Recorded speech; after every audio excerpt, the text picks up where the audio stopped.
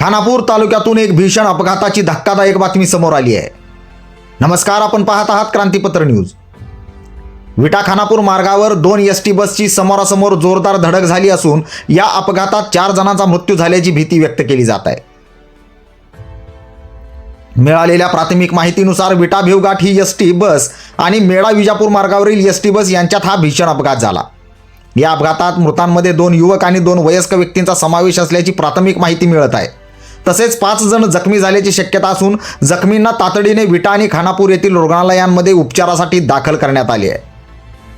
अपघाताची माहिती मिळताच विटा पोलीस आणि प्रशासन घटनास्थळी दाखल झाले असून मदत कार्य सुरू करण्यात आले आहे। 2 एसटी बसची समोरासमोर धडक झाल्याने अपघाताची तीव्रता मोठी असल्याचे समोर येत आहे।